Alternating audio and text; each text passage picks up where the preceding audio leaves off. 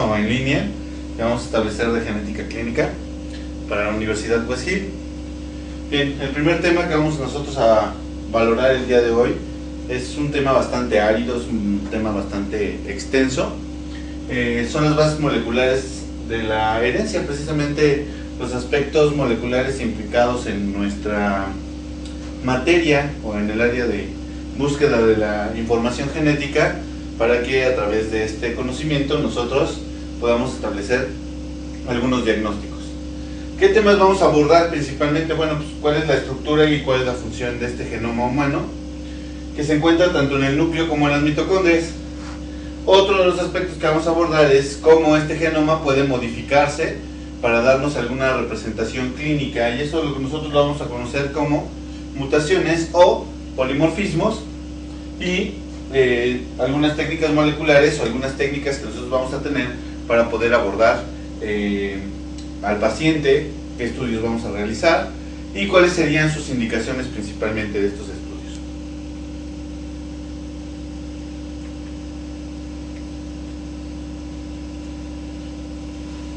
Bueno, a raíz del advenimiento del conocimiento del genoma humano, pues ustedes saben que a partir de los años 90 surgió el famoso proyecto del genoma humano, en donde actualmente ya tenemos la secuenciación completa de este genoma. Y bueno, hemos ampliado los horizontes de este proyecto, y ya incluso ahí por naciones o por algunos grupos étnicos en particular, el genoma de esos grupos étnicos. El grupo mexicano ya está contemplado y ya está prácticamente completado el estudio de este genoma. Bien, empecemos entonces con las bases moleculares de la herencia. Esta es la parte más complicada o más tediosa de entender, porque principalmente pues, son conceptos que tenemos nosotros que entender para poder entender posteriormente cuál es su aplicación en el área clínica que nosotros vamos a tener. Quise en esta presentación hacer una analogía con respecto a los conceptos, a cosas que son más cotidianas en nuestro proceder de todos los días, para poder entender conceptos tan complicados como los genes aplicados a esta parte de la medicina. Bueno, primero empezaremos por la unidad fundamental de los genomas, que van a ser los ácidos nucleicos, ¿sí? Estos ácidos nucleicos están comprendidos, están realizados o están conformados por nucleótidos. Esos nucleótidos son las subunidades de DNA y RNA, ¿sí? Derivados de los nucleótidos que están involucrados. Nuestros cromosomas nosotros los vamos a clasificar de acuerdo a la posición que tiene el centrómero, que es una proteína muy particular en donde no hay DNA, que une los extremos del cromosoma en brazos cortos y en brazos largos, ¿sí?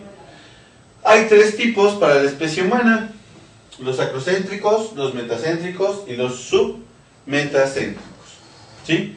Estos sí son muy importantes que los entendamos bien, porque son parte de la evaluación que nosotros vamos a aplicar al final de este curso, ¿sí? ¿Qué sería un cromosoma acrocéntrico? Un cromosoma acrocéntrico tiene el centrómero muy cerca del extremo, con un brazo corto muy pequeño, ¿sí? El brazo corto a veces ni siquiera se denomina como brazo corto, sino que a veces le llamamos satélite, ¿sí? El metacéntrico, ¿sí? Los brazos cortos y los brazos largos son casi del mismo tamaño, es casi indistinguible saber cuál es el brazo corto y cuál es el brazo largo, ¿sí? Prácticamente el centrómero ahí sí se encuentra localizado en un punto medio. Y el submetacéntrico, que es la típica imagen del cromosoma, en donde tiene bien definido un brazo corto y bien definido un brazo largo, ¿sí? Entonces tiene los dos brazos cortos y largos de longitudes desiguales, y son muy característicos. Esquematizados estos cromosomas, vemos, por ejemplo, el primer ejemplo, el acrocéntrico, que tiene un pequeño fragmento de DNA que prácticamente es imperceptible, ¿no? Sería como una especie de cromosoma muy largo, ¿sí? O de un brazo muy largo, y un extremo muy pequeñito, que les digo que en algunas ocasiones, en lugar de llamarlo brazo corto, se le denomina satélite.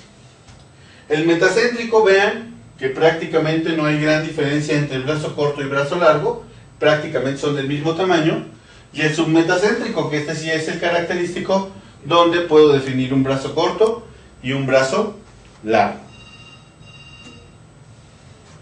Bien, otros de los conceptos que también a veces nos causan problema es cuando hablamos de autosomas y de cromosomas sexuales, ¿sí? Bien, los autosomas son los cromosomas que están relacionados a la conformación de cualquier estructura de nuestro cuerpo, de cromosomas o una célula con diferentes características. Y entonces a eso se le conoce como segregación.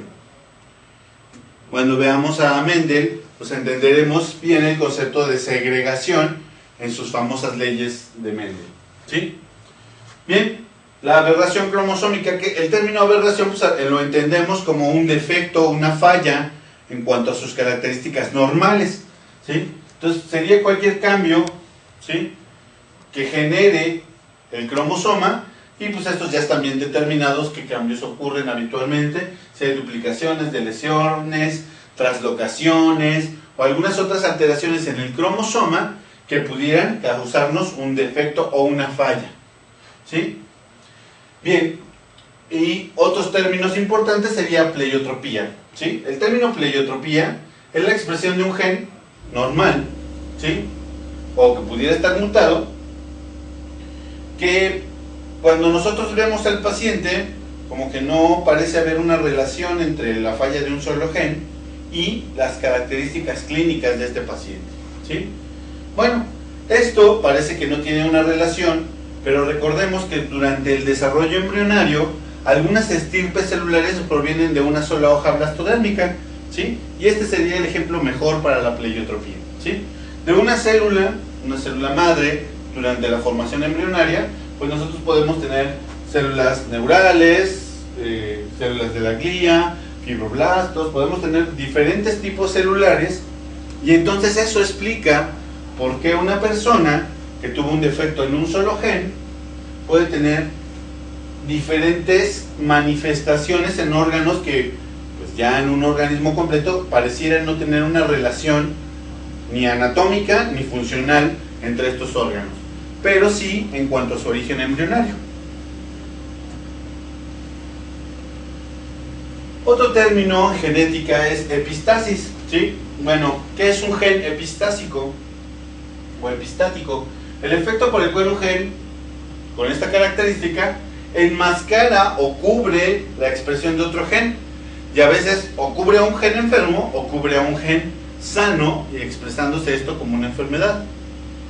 Ok, ¿te repito dónde?